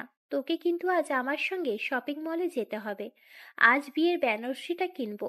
আজ আমি তোর কোনো কথাই শুনবো না কিন্তু। না আপু, আমি তোর সঙ্গে যেতে পারবো না, কারণ আমি খুব ভালো করে জানি আজ দুলা ভাইয়ের সঙ্গে তার ফাজিল মার্কা ভাইটাও শপিং মলে আসবে। আমি ওই ফাজিল মার্কা ছেলেটার সম্মুখীন হতে চাই না। আরে, তুই সবসময় এইভাবে বলিস কেন? নীলাকে সবসময় এরকম করে কথা বলিস কেন? তুই কি এমন খারাপ দেখতে পাস তার মধ্যে? আমি তো সেরকম কিছুই দেখতে পাই না। তুই দেখতে পাবি না তার কারণ তুই তো চোখে কাঠের চশমা পরে আছিস, তাই তোর চোখে সেসব কিছুই পড়বে না। ঠিক আছে, তুই যাচ্ছিস যা, আমি যেতে পারবো না। নেহা, আমি তোকে আগেই বলে দিচ্ছি, আমি একা একা যেতে পারবো না। তোকে আমার সঙ্গে যেতেই হবে। তুই যদি না যাস তাহলে কিন্তু আমি আম্মুর কাছে বলে দেব। বলে দিলাম। আম্মুর কাছে বলে দেওয়া মানে বিশাল একটা ব্যাপার। আম্মু হাজারটা প্রশ্ন করতে থাকবে আর তাকে হাজারটা কৈফিয়ত দিতে হবে। তাই এর চাইতে দূরে থাকাই ভালো। তাই নেহা রিমিকে বলে, ঠিক আছে, আমি তোর সঙ্গে যাব। আম্মুকে বলার কোনো প্রয়োজন নেই। কখন যেতে হবে তার 1 ঘন্টা আগে বলিস, তাহলেই হবে। তোর দুলাভাই বাসা থেকে বের হওয়ার আগেই ফোন দিয়ে আমাকে জানাবে বলেছে তোকে নিয়ে রেডি হয়ে থাকতে। তারপর আমাদের বাসার সামনে থেকেই আমাদের নিয়ে যাবে। এই বলে রিমি নেহার রুম থেকে বের হয়ে যায় আর নিজের রুমে বসে বসে অপেক্ষা করতে থাকে কখন তার হবু হাজবেন্ড তাকে ফোন দেবে। এভাবে দেখতে দেখতে দুপুর 2টার মতো বাজে। তখনই রিমির ফোনে রিংটোনের আওয়াজ শোনা যায় আর রিমি দৌড়ে গিয়ে ফোনটা রিসিভ করে। হ্যালো। হাই রে মেয়ে, এই তো আমরা রেডি হয়ে বাসা থেকে বের হচ্ছি। তুমি নেহাকে নিয়ে রেডি হয়ে যাও। তোমাদের বাড়ি পৌঁছাতে আমাদের 1 ঘন্টার বেশি সময় লাগবে না। ওকে, ঠিক আছে। আমরা 1 ঘন্টার মধ্যেই রেডি হয়ে নেব। আমি নেহাকে আগেই বলে রেখেছি আমাদের কোনো প্রবলেম হবে না। তোমরা চলে এসো। এই নেহা, তাড়াতাড়ি রেডি হয়ে নে। এই তো একটু আগেই তোর দুলাভাই ফোন করেছিল, তারা বেরোচ্ছে। ঠিক আছে, আমি রেডি, তুই রেডি হয়ে নে। প্রায় ঘন্টাখানেক পর নীল আর তার ভাইয়া সেখানে এসে পৌঁছায়। নীল গাড়ি ড্রাইভ করছিল আর ভাইয়া পিছনে বসা ছিল। গাড়ি দাঁড় করাতেই রিমি পিছনে গিয়ে বসে আর নেহাকে সামনে বসতে বলে। তখন নেহা বলতে থাকে, একদমই না, আমি এই ফাজিল মার্কা ছেলেটার সঙ্গে কিছুতেই বসবো না। দুলাভাই, আপনি সামনে এসে বসেন, আমি আর আপু পেছনে বসি। আরে না, তুমি নিজের সঙ্গেই বসো। আমি আর তোমার আপু এখানে ঠিকই আছি। তাছাড়া এটা আমাদের প্রথম জার্নি। আমরা দুজনে একসঙ্গেই বসি। হ্যাঁ নেহা, তো দুলাভাই একদম ঠিক কথাই বলেছে। বিয়ের আগে তো এইটাই আমাদের প্রথম আর শেষ বাহিরে বের হওয়া। আমরা দুজনে একসঙ্গে বসি। তুই একটু প্লিজ নীলের সঙ্গে মানিয়ে নে। তখন নেহা আর কোনো উপায়ান্তর না পেয়ে নীলের পাশের সিটেই বসে। অতঃপর নীল তার ভাইয়া রিমি আর নেহাকে নিয়ে রওনা দেয় শপিং মলের উদ্দেশ্যে। রিমি আর তার হবু হাজবেন্ড গাড়িতে বসে বসে অনেক গল্প করছিল আর এদিকে নীল গাড়ি ড্রাইভ করছে আর তার পাশের সিটে নেহা চুপচাপ বসে আছে। নীরবতা ভেঙে নীল হঠাৎ বলে উঠে, কি ব্যাপার ম্যাডাম, চুপ চুপ করে বসে আছেন? আপনি কি এখন আমার উপর রেগে আছেন? আমি কি এত বড় অন্যায় করে ফেলেছি? আমার সঙ্গে একবারও কথা বলা যায় না? আমি কোনো কারণ ছাড়া কারোর সঙ্গে কথা বলতে একদমই পছন্দ করি না। আর এই মুহূর্তে আপনার সঙ্গে কথা বলার মতো কোনো কারণ আমি খুঁজে পাচ্ছি না। আমি জীবনে এই প্রথমবার শুনলাম একজন মানুষ আরেকজন মানুষের সঙ্গে কথা বলতে তার জন্য নাকি নির্দিষ্ট কোনো কারণের প্রয়োজন আছে। সত্যি, আমি আপনার মতো মানুষ জীবনে এই প্রথমবার দেখছি। এর আগে কোনো দিনও দেখিনি যে কোনো মানুষের সঙ্গে কথা বলতে হলে কোনো নির্দিষ্ট কারণের প্রয়োজন হয়। আমি আপনার আত্মীয় হতে চলেছি, আপনি আমার ভালো বন্ধু, খোঁজ খবর নিতেই পারেন। এক্সকিউজ মি মিস্টার, আপনি এমন কেউ না যে আমার পার্সোনাল কোনো আত্মীয় হতে যাচ্ছেন যার সঙ্গে আমাকে কথা বলতেই হবে। আপনাদের আত্মীয়তা হতে চলেছে আমার ফ্যামিলির সঙ্গে, সো আপনি আমার ফ্যামিলি রিলেটেড। হ্যাঁ, সে না হয় বুঝলাম, কিন্তু তাই বলে একটা মানুষের সঙ্গে দীর্ঘ ২০ মিনিট ধরে বসে আছেন, তার সঙ্গে একটা কথা বলছেন না, এটা কি কোনো মানুষের কাজ হতে পারে? পিছনে ফিরে একবার দেখুন, আপনার বোন আর আমার বাড়ি দুজনে কিভাবে চুটিয়ে প্রেম করছে। তা আমি দেখতেই পাচ্ছি। আপনাকে বলে দিতে হবে না। তারা কয়দিন পরেই বিয়ে হতে চলেছে। তারা প্রেম করবে না তো কি আপনি প্রেম করবেন নাকি? আপনি যদি একবার আমাকে চান্স দিতেন, তাহলে আমি সেই চেষ্টা করে দেখতেই পারতাম। আপনি কিন্তু মেয়ে হিসেবে অতটাও খারাপ না। আপনার পিছনে ট্রাই করা যেতে পারে। কথাটা নীল আস্তে আস্তে বলছিল, তাই নেহা ঠিকভাবে বুঝতে পারেনি। তাই সে নীলকে জিজ্ঞাসা করে, কি ব্যাপার? আপনি কি ভিড় করে কিছু বলছিলেন নাকি? আমি আসলে আপনার কথাটা বুঝতে পারিনি। যদি আরেকবার বলতেন। না, আমি আসলে আমার পার্সোনালি একটা বিষয় নিয়ে ভাবছিলাম। আপনাকে কিছু বলিনি। তাছাড়া আমি আপনাকে নিয়ে কি বা বলবো? আপনি তো আর আমার সঙ্গে কোনো কথাই বলবেন না বলে ঠিক করে রেখেছেন। যখন আপনি খুব ভালো করেই জানেন আপনার সঙ্গে কথা বলার কোনো ইচ্ছে আমার নেই, তাহলে আপনি অযথাই এইভাবে পেঁচাল কেন পারছেন বলুন তো? চুপচাপ গাড়ি চালান। নীল তখন বুঝতে পারল নেহার সঙ্গে এখন আর বেশি কথা বললে হয়তো নেহা রেগে যেতে পারে আর গাড়ির মধ্যেই উল্টাপাল্টা কিছু করে ফেলতে পারে। তাই সে আর কোনো কথা না বলে চুপচাপ গাড়ি চালাতে লাগলো। তাদের 40 মিনিটের মতো সময় লাগলো শপিং মলে এসে পৌঁছাতে। তারপর রিমি আর তার হবু হাজবেন্ড শপিং মলের ভিতরে ঢুকে গেল। এদিকে নেহা আর নীল বাইরে একটা কফি শপে বসেছে। আমি তো কোল্ড কফি খাবো, আর আপনি? এত টেনশন করার কিছুই নেই। আপনার যা ইচ্ছে আপনি তাই খেতে পারেন। বিলটা আমিই পে করে দেব। আর আমি কিছু খাবো না। আমি আপনাকে কখন বললাম যে আপনাকে বিয়ে করতে হবে? বিয়ে করার মতো যথেষ্ট অ্যামাউন্ট আমার কাছে নেই। জিজ্ঞাসা করলাম, আপনি কি খাবেন? আমার মনে হয় সবসময় একটু বেশি বেশি চিন্তা না করলে আপনার রাতে ঠিকমতো ঘুম হয় না। যাই হোক, বাদ দিন, কি খাবেন সেটাই বলুন। নেহা তখন বলে সে কিছুই খাবে না। তাই নীল বাধ্য হয়ে নিজের জন্য একটা কফি অর্ডার করে। খাওয়া শেষ হলে কফি শপ থেকে বের হয় আর বাইরে তার ভাইয়া ভাবির জন্য অপেক্ষা করতে থাকে। এমন সময় রিমি নেহার মোবাইলে কল করে। কি রে নেহা, তোকে কি আমি নিয়ে এসেছি বাইরে বসে থাকার জন্য নাকি? একটু ভিতরে আয়। আমি বেনারসিটা চুজ করতে পারছি না, তুই একটু চুজ করে দিবি প্লিজ? বিয়ে করবে তুই? তাহলে আমাকে কেন এইসব কিছুর মধ্যে জড়াচ্ছিস? আমি পারবো না। তোরটা তুই পছন্দ করে কিনে নে। আমাকে এই সব কিছুর মধ্যে জড়াস না প্লিজ। নেহা, তুই এইভাবে কথা বলছিস কেন? তোর কথা শুনে মনে হচ্ছে তুই আমার কেউ হোস না। আমি খুব দূরের একজন কেউ। আরে না আপু, আমি তোকে কথাটা ওইভাবে বলতে চাইনি। তুই মনে কষ্ট দিস না। তাহলে চুপ করে শপিং মলের ভিতরে চলে আয়। লক্ষ্মী বোন আমার। আর কোনো কথা আমি শুনতে চাই না। আমার বিয়ের বেনারসিটা তোর পছন্দের মতোই কেনা হবে। নেহা আর কোনো উপায়ান্তর খুঁজে পেল না। সে বাধ্য হয়ে শপিং মলের ভিতরে গেল এবং তার বোনের বেনারসিটা পছন্দ করে দিল। পাশেই নীল দাঁড়িয়েছিল। তখনই সে হঠাৎ বলতে লাগলো, না, একদমই না। আমার ভাবির জন্য এই বেনারসিটা আমি নেব না। আমি নীল রঙের বেনারসি নেব। দেখ নীল, একদমই ফাজলামো করবি না। এতক্ষণ তুই কোথায় ছিলি? তাহলে এতক্ষণ ধরে কাপড় চুজ করলি তাহলে এতক্ষণ ধরে কাপড় চুজ করলি না কেন? এখন নেহা যখন ঠিক করেছে লাল রঙের এটা নেবে, তখন এটাই নেওয়া হবে। তাছাড়া তুই যেটার কথা বলছি সেটা আমারও পছন্দ হচ্ছে না। এটা দেখতে খুবই সুন্দর এবং তোর ভাবিকে খুব সুন্দর মানাবে, তাই এটাই নেওয়া হবে। ভাইয়ের কাছ থেকে এই কথা শুনে মুহূর্তের মধ্যেই নীলের ফর্সা মুখটা ফ্যাকাশে হয়ে গেল। এদিকে তাদের কেনাকাটা শেষ হলে নীলের ভাইয়া নীলকে বলে, আমাদের কেনাকাটা শেষ, এবার চল তোদেরকে কিছু কিনে দেই। আমার কিছু লাগবে না। তোমাদের কেনাকাটা শেষ হলে বের হও। আমার শরীরটা খারাপ লাগছে। আমি আর এখানে এক মুহূর্ত থাকবো না, বাসায় যাব। একটা থাপ্পড় মেরে তোর সব দাঁত ফেলে দেব।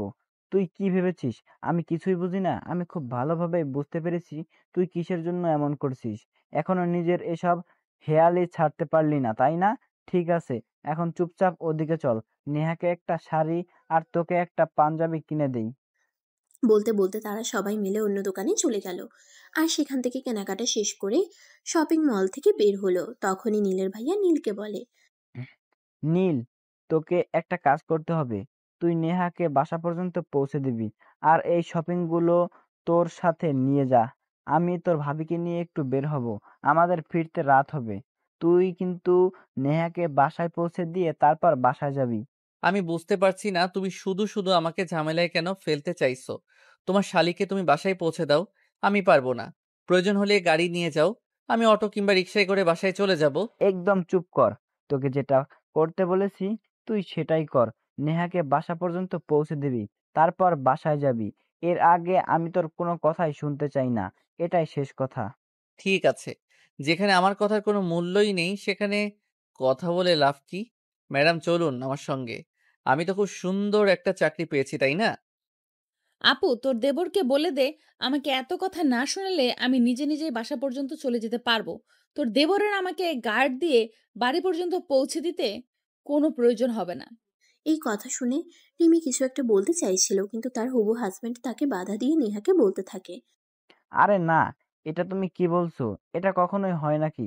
তুমি তোমার আপুর সঙ্গে এখানে এসেছো আর এখন একা একা বাসায় যাবে? এটা দেখতে খারাপ লাগবে। আমি যেটা বলেছি সেটাই হবে নীল। তোমাকে বাসা পর্যন্ত পৌঁছে দিয়ে আসবে।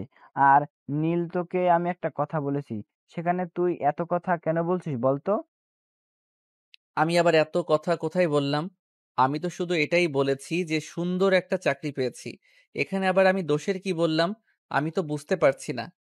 এইসব প্যাচাল এখন বাদ দাও তো। যেটা করার সেটাই করো। তুমি নেহাকে বাসা পর্যন্ত পৌঁছে দিয়ে চলে যেও।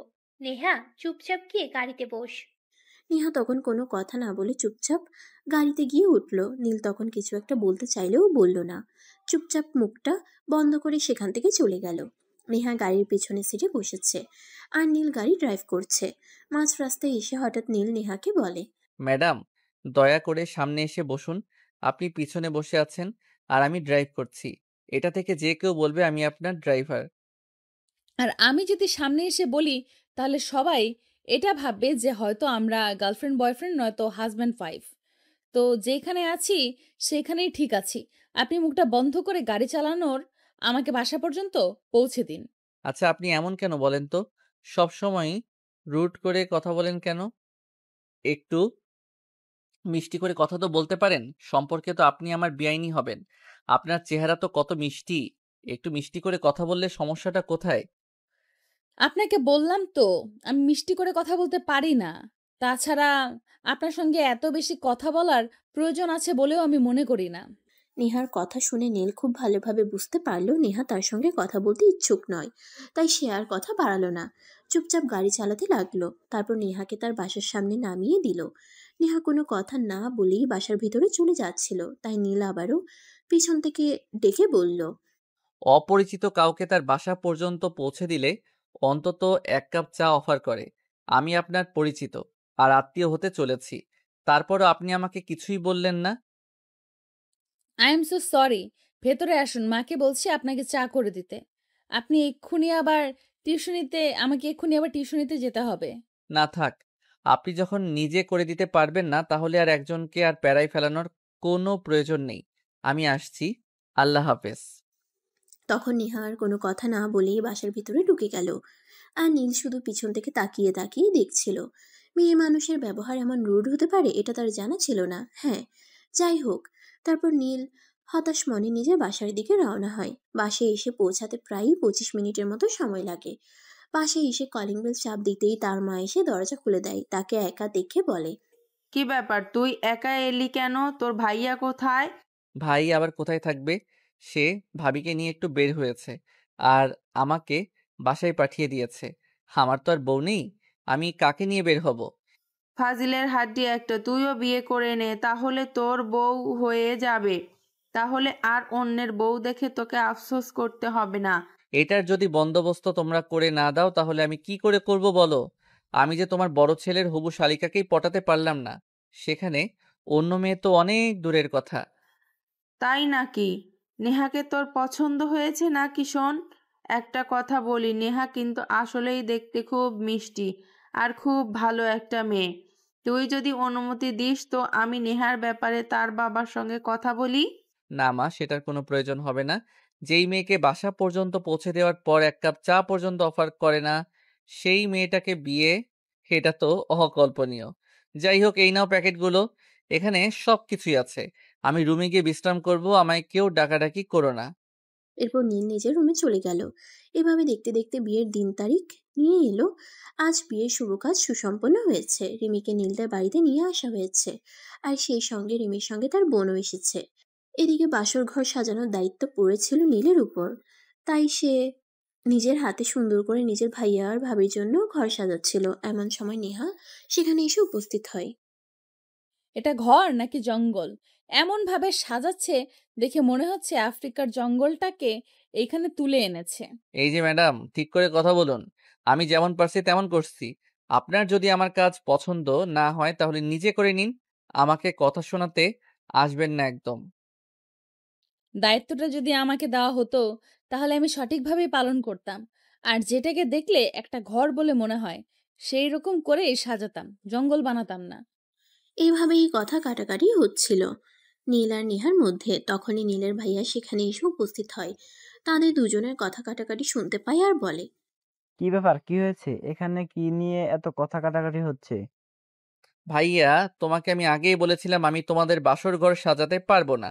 আমি যদি তোমাদের বাসর ঘর সাজাই তাহলে তোমাদেরই কারোরই আমার সাজানো পছন্দ হবে না। তারপরও তুমি বললে আমাকেই করতে, আর এখন আমাকে কথা শুনতে হচ্ছে। ও, এটা নিয়ে এত কথা কাটাকাটি হচ্ছে। আচ্ছা, আমি দেখছি। হায় আল্লাহ, এই নীল, এটা তুই কি করেছিস?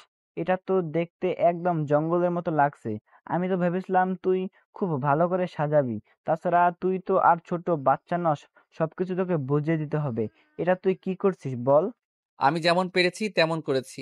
তোমাদের আগেই বলেছিলাম আমি পারবো না, তারপরও তোমরা বললে আমাকেই করতে। তো আমার কি দোষ? এখন যদি আমার কাছে তোমাদের পছন্দ না হয়ে থাকে তাহলে তোমাদের কাছে তোমরা নিজেরাই করো। আমাকে কেন অযথাই আমাকে ডেকে এনেছো বলো? ঠিক আছে, তুই যা। তোকে কিছুই করতে হবে না। নেহা, তুমি পারবে এটা করতে? নাকি আমাকে ডেকোরেশনের লোককে আবার কল করতে হবে? না দুলাভাই, সেটার কোনো প্রয়োজন হবে না, আমি করে দিচ্ছি। আমি তো আর আপনার ভাইয়ের মতো অকর্ম নই, আমি সব কিছুই করতে জানি। আপনার কোনো চিন্তা নেই, আপনি একটু বাইরে গিয়ে বসুন, আমি 1 ঘন্টার মধ্যে সব রেডি করে দেব। আচ্ছা ঠিক আছে, আমি জানি তুমি পারবে, আর তোমার উপর সেই বিশ্বাস আছে আমার। আচ্ছা ঠিক আছে, তুমি কাজ করো, আমরা বাহিরে অপেক্ষা করছি। আর হ্যাঁ, একটা কথা তোমাকে বলে দিচ্ছি, যদি তোমাদের সাজানোটা আমাদের পছন্দ হয় তাহলে কিন্তু তোমার জন্য স্পেশাল সারপ্রাইজ আছে। ওকে, জাস্ট ওয়েট অ্যান্ড ওয়াচ। এই বলে নেহা কাজ করতে শুরু করে আর তার দুলাভাই ঘরের বাইরে চলে যায় 1 ঘন্টা পর দুলাভাই ঘর সাজানো শেষ হয়েছে কিনা সেটা দেখতে। আর শেষে রুমে এসে তো একদমই অবাক, নেহার হাতের ছোঁয়া পেয়ে রুমটা যেন একদম স্বর্গীয় শোভা দিচ্ছে। তার দুলাভাই তো বলেই ফেললো, ও মাই গড, নেহা, তোমার হাতে জাদু আছে বলতে হয়। সত্যি তুমি যেটা করেছো আমার কল্পনার অতীত। এবার তুমি তোমার চোখটা বন্ধ করো আর তোমার সারপ্রাইজটা নাও। নেহাও তখন অপেক্ষা করছিল তার দুলাভাই থেকে কি সারপ্রাইজ দেয় সেটা দেখার জন্য, তাই সে চোখ বন্ধ করে হাত পাতে। তখনই তার দুলাভাই তার হাতে তুলে দেয় লক্ষ টাকার একটি ডায়মন্ড নেকলেস। চোখ খুলে তো নেহা একদমই হতবাক। আরে দুলাভাই, এটা তো ডায়মন্ডের নেকলেস, এটার তো অনেক দাম। আপনি নিশ্চয়ই এটা আপুর জন্য এনেছেন, আমার সাথে ফান করছেন তাই না? না শালিকা, একদমই তা নয়। এটা আমি তোমার জন্যই এনেছি। তোমার আপুর জন্য অন্য কিছু রয়েছে। রূপাকে তো আমি আগেই বলেছিলাম, তোমার সাজানো যদি আমার পছন্দ হয় তাহলে তোমাকে আমি একটা স্পেশাল সারপ্রাইজ দেব। আর এটাই তোমার সেই স্পেশাল সারপ্রাইজ। এবার বলো, আমার সারপ্রাইজটা তোমার কেমন লেগেছে?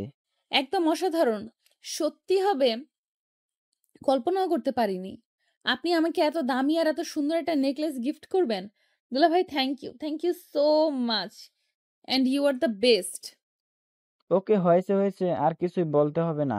এখন তুমি একটা কাজ করো, তোমার আপুকে আমার কাছে পৌঁছে দাও, তাহলেই তোমার দায়িত্ব শেষ।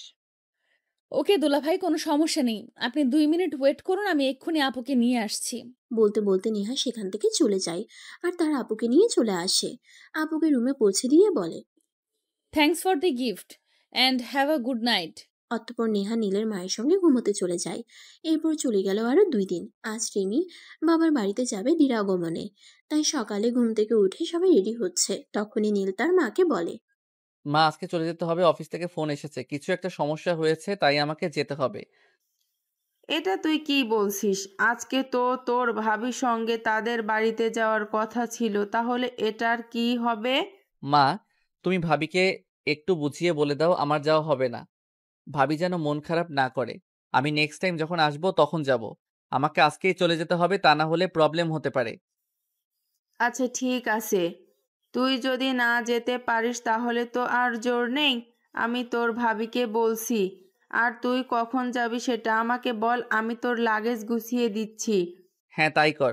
আমি ঘন্টাখানেকের মধ্যেই বের হব, কারণ আমাকে আগামীকাল অফিস করতে হবে। এরপর সেদিনের নীল বাড়ি থেকে চলে আসে, তারপর চলে যায় অনেক দিন। এর মধ্যে অফিসের কাজ সামলে আর বাড়ি ফেরা হয় না।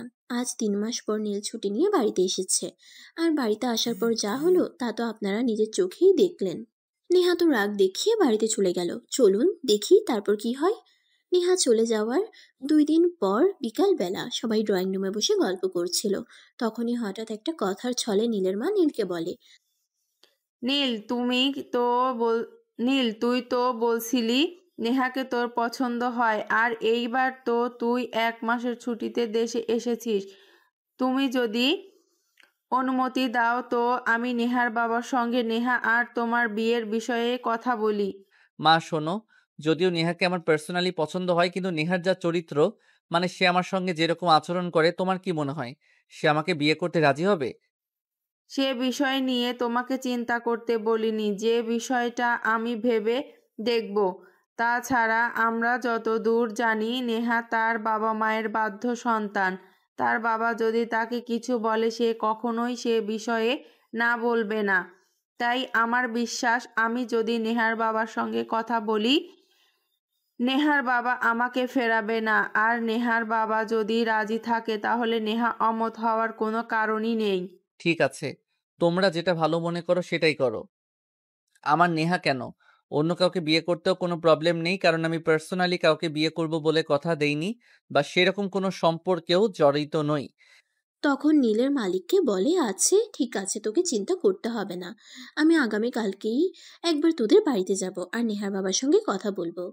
আর তোর ভাবি কেউ সঙ্গে নিয়ে যাব। তোর ভাবির তো অনেকদিন ধরে বাবার বাড়িতে যাওয়া হয় না, তাই ভাবছি তোর ভাবিকে রেখে আসবো। এটা তুমি কি বলছো? আমি এতদিন পর দেশে আসলাম, আর এখন ভাবি আমাকে রেখে বাবার বাড়ি চলে যাবে? এটা আমি মেনে নেব না, ভাবিকে বাড়িতেই থাকতে হবে। আমি চলে যাওয়ার পর না হয় ভাবি বাবার বাড়িতে গিয়ে অনেক দিন থাকবে। হ্যাঁ মা, নীল একদম ঠিক কথাই বলেছে। আমি এখন যাব না, আপনি একাই যান। আর বাবাকে আমি ফোন দিয়ে সব বলে দেব। তখন আর কেউ কোনো কথা বলে না, যে যার মতো নিজেদের রুমে চলে গেল। এর পরের দিন সকাল হতে না হতেই নীলের মা রেডি হয়ে নেহাদের বাড়ির উদ্দেশ্যে রওনা হয়। ক্রিং ক্রিং, ক্রিং ক্রিং। আরে আন্টি, আপনি এত সকালে? কিছু হয়েছে নাকি? আরে না, কিছু হতে যাবে কেন? আর কিছু হলেই কি তোমাদের বাড়িতে আসতে হবে? তা না হলে কি আসতে নেই নাকি? না আন্টি, সেরকম কোনো ব্যাপার নয়। আসলে আপনি তো সচরাচর আমাদের বাড়িতে আসেন না। আর আজকে হঠাৎ করে সকালবেলা আমাদের বাড়িতে চলে আসলেন। সবে তো সকাল 10টা বাজে, তাই বললাম আর কি। আল্লাহ, আসলে তুমি হয়তো শুনোনি, রিমি গতকাল কি তোমার বাবাকে ফোন দিয়ে কিছু বলেছে? আর আমি আসবো, আর একটা দরকারি এসেছি, ভেতরে চলো, তারপর তোমাকে সব বলছি। হ্যাঁ আন্টি, শিওর। প্লিজ ভেতরে এসে বসুন। আমি আসলে ভুলেই গেছিলাম, ভেতরে এসে বসুন, তারপর কথা বলি। আন্টি, আপনি বয়ফ্রেন্ড, আমি আন্টি আপনি বসেন, আমি আপনার জন্য নাস্তার বন্দোবস্ত করি। কারণ আমার মনে হয় আপনি খুব সকালে বাসা থেকে বের হয়েছেন। আপনার নাস্তা করা হয়নি। আপনি জাস্ট 10 মিনিট বসুন, আমি আপনার জন্য নাস্তা বানিয়ে আর আব্বুকেও বলি আপনি এসেছেন। আসসালামু আলাইকুম বিয়ান সাহেবা, কেমন আছেন? ওয়ালাইকুম আসসালাম। আলহামদুলিল্লাহ, এই তো আল্লাহর রহমতে ভালোই আছি। আপনাদের কি অবস্থা? আপনারা কেমন আছেন? আলহামদুলিল্লাহ, আল্লাহর অশেষ রহমতে আর আপনাদের দোয়ায় ভালোই আছি। গতকাল রিমি আপাকে ফোন করেছিল, সে আমাকে বলল আপনি আসবেন কোনো একটা বিষয়ে আমার সঙ্গে কথা বলতে। তো বলুন, আপনি কি বলতে চান? হ্যাঁ, আসলে দেখুন, আমি ঘুরিয়ে পেঁচিয়ে কথা বলতে একদমই পছন্দ করি না। তাই আপনাদেরকেও খোলা খোলাসা করে বলছি। আপনার ছোট মেয়ে মানে নেহা মামুনিকে আমার ছোট ছেলে নীল পছন্দ করে। যদিও সে ব্যাপারটা নেহা মামুনির কাছ থেকে কোনো রিপ্লাই পাওয়া যায়নি, তাই আমি এই ব্যাপারে আপনার সঙ্গে কথা বলতে এসেছি। ও আচ্ছা, এই ব্যাপার। আমি এতক্ষণে বিষয়টা বুঝতে পেরেছি। যাই হোক, আমরা বিকেলে এ বিষয়ে কথা বলি। এখন আপনি বসুন, আমার অফিসে একটু কাজ আছে। আমাকে এখন একটু বেরোতে হবে। আচ্ছা ঠিক আছে, কোনো সমস্যা নেই। আন্টি এই নাও তোমার নাস্তা। আমি সম্পূর্ণটাই তোমার জন্য নিজ হাতে বানিয়ে এনেছি। ওহ তাই নাকি? আচ্ছা ঠিক আছে, দাও আমি টেস্ট করে দেখি তুমি 10-এ কত পাও। এই বলে নীলের মা নেহার হাত থেকে নাস্তার প্লেট নেয় আর খেতে শুরু করে। খাওয়া দাওয়া শেষ হলে নীলের মা নেহার মায়ের সঙ্গে বসে গল্প করতে থাকে। নেহা নিচের রুমে চলে যায়। এভাবেই দেখতে দেখতে সেই দিনের দিনটাও চলে গেল। বিকেল বেলা নীলের মা ড্রয়িং রুমে বসে নেহার বাবার জন্য অপেক্ষা করছিল। বিকেল প্রায় 4টার মতো হবে তখন নেহার বাবা বাসায় আসে। তারপর ফ্রেশ হয়ে ড্রয়িং রুমে এসে বলে, তো বিয়ান সাহেবা, যেটা বলছিলেন, আসলে দেখুন, নেহার পড়াশোনা এখনো শেষ হয়নি। নেহা পড়াশোনা শেষ করে নিজের পায়ে দাঁড়াতে চায়। তারপর বিয়ে শাদী নিয়ে চিন্তা ভাবনা করব। আপনি সে ব্যাপারে কোনো চিন্তা করবেন না, আপনার বড় মেয়ে তো আমার বাড়িতেই আছে। তাকে কিভাবে রেখেছি সেটা নিশ্চয়ই আপনারা দেখেছেন। তো ছোট মেয়ের ব্যাপারে চিন্তা করার কোনো কারণ নেই। আপনি নিশ্চিন্ত থাকতে পারেন এবং নিশ্চিন্ত মনে নেহা মামুনিকে আমার ছেলের হাতে তুলে দিতে পারেন। আপনার মেয়েকে আমরা আমাদের বাড়িতে নিশ্চয়ই কাজের মেয়ে বানিয়ে রাখবো না, সেটা আপনি খুব ভালো করেই জানেন। তাই চিন্তা করার কোনো দরকার নেই। শোন, উনি একদম ঠিক কথাই বলেছেন। আমার নীলের চাইতে উপযুক্ত ছেলে নেহার জন্য খুঁজে পাবো না। তাই আমার মনে হয় নেহাকে নীলের সঙ্গে বিয়ে দেওয়াটাই উচিত। আচ্ছা ঠিক আছে, তারপরেও আমরা একবার নেহার সঙ্গে কথা বলে নেই। তার মতামতটাও তো জানার প্রয়োজন আছে। যদিও আমার মেয়ে কখনোই আমার মতের বিরুদ্ধে কিছু বলবে না, তারপরেও তাকে জানিয়ে দেওয়াটা উচিত। আচ্ছা ঠিক আছে, আপনি আজকে নেহা মামুনির সঙ্গে কথা বলুন, আমি আগামীকাল ফোন করব। আজ তাহলে চলি। এই বলে নীলের মানে তাদের বাড়ি থেকে চলে গেল। আর সেদিন রাতের বেলা নেহার বাবা তাকে নিজের রুমে ডেকে নেয় আর সবকিছু খুলে বলে। সবকিছু শুনে নেহা তার বাবাকে বলে, বাবা তোমার কি মাথা খারাপ হয়েছে নাকি? এই ছেলেটার চরিত্রে সমস্যা আছে। আমি এই ছেলেটাকে কোনোভাবেই বিয়ে করব না। তোমরা প্লিজ এই সম্বন্ধ ফিরিয়ে দাও। না, একদমই নয়। তুই যদি অন্য কাউকে পছন্দ করতে থাকিস তাহলে আমরা বিষয়টা ভেবে দেখতাম যে তুই অন্য কাউকে পছন্দ করিস। কিন্তু তুই তো পার্সোনালি কোনো ছেলে কেউ পছন্দ না, তাহলে তোকে নীলকেই বিয়ে করতে হবে। নীল তোর জন্য একদম পারফেক্ট। তোকে নীলকেই বিয়ে করতে হবে। আমরা আর কোনো কথা শুনতে চাই না। মা প্লিজ তুমি এই বিষয়টা বোঝার চেষ্টা করো। আমি এই ছেলেটাকে বিয়ে করব না। তোমরা প্লিজ আমায় জোরাজুরি করো না। তোমার মা যা বলেছেন ঠিকই বলেছেন। তোমাকে কাট তোমাকে নীলকেই বিয়ে করতে হবে। এই কারণ আমিও বিষয়টা ভেবে দেখেছি। নীল তোমার জন্য সব দিক থেকেই পারফেক্ট। আমরা কিছুদিনের মধ্যে তোমাদের বিয়ের বন্দোবস্ত করব। তুমি নিজেকে মানুষকে কিভাবে প্রস্তুত করো, তুমি নিজেকে মানসিকভাবে প্রস্তুত করো। তাছাড়া একটা কথা তুমি ভালো করে জানো, যেহেতু তুমি লাভ ম্যারেজ করবে না, অ্যারেঞ্জ ম্যারেজ করবে, তাই সেক্ষেত্রে পরিবারের মানুষগুলো কেমন হয় সেটা বিবেচনা করে দেখাটাও কিন্তু খুব বড় একটা কাজ। আর এটা কিন্তু খুব সহজেই হয় না। তোমার বোন কতটা সুখে আছে সেটা তুমি দেখতেই পাচ্ছ। তাই তোমার না বলার মতো কোনো কারণ আমরা খুঁজে পাচ্ছি না। আমরা যেটা সিদ্ধান্ত নিয়েছি সেটাই হবে। তুমি প্রস্তুত হও। তখন নেহা আর কোনো কথা না বলে কান্না করতে করতে নিজের রুমে চলে গেল। সে কোনোভাবেই তার বাবা মাকে বোঝাতে পারল না, যদিও সে দেখতে পাচ্ছে তার বোন সুখেই আছে, কিন্তু নীলকে তার একদমই পছন্দ নয়। কিন্তু সেটা তার বাবা মাকে কিভাবে বোঝাবে? তারা তো তাদের সিদ্ধান্ত নিয়েই ফেলেছে। যাই হোক, চলুন দেখি এরপর কি হয়। এরপর চলে গেল আরো বেশ কয়েকদিন। আজ হঠাৎ করেই রিমি তার শ্বশুর শাশুড়ি, হাজবেন্ড আর নীলকে নিয়ে বাবার বাড়িতে এসেছে। এভাবে হঠাৎ তাদেরকে আসতে দেখে বাড়ির সবাই অবাক হয়। কি ব্যাপার রিমি, আজ হঠাৎ করে তোরা সবাই একসঙ্গে চলে এলি কোনো খবর ছাড়াই? ভাবলাম তোমাদের একটা সারপ্রাইজ দিই। যাই হোক, আব্বু কোথায়? আব্বুর সঙ্গে কথা বলবো। আসলে আমরা নীল আর নেহার বিয়ের 3 তারিখ ঠিক করতে এসেছি। ও তাই নাকি? তাহলে তো খুবই একটা ভালো খবর। যাই হোক, তোরা বস, আমি তোদের জন্য খাবারের ব্যবস্থা করি। তোর বাবা কিছুক্ষণের মধ্যেই চলে আসবে। আচ্ছা ঠিক আছে, তাহলে নেহা কোথায়? নেহাকে দেখছি না কেন? তখন নিহার মা রিমিকে বলে নিহা নিজের রুমে আসে। তাই রিমি সেখানে আর এক মুহূর্ত দেরি না করে সোজা নিহার রুমে চলে গেল। নিহা রুমে গিয়ে দেখতে পায় নেহা রুমে একা একা বসে আছে। তাই রিমি নেহাকে বলল, কি ব্যাপার নেহা? কি হয়েছে তোর? তুই এইভাবে রুমে একা একা বসে আছিস কেন? তোর শরীর খারাপ নাকি মন খারাপ? না, সবই ঠিক আছে।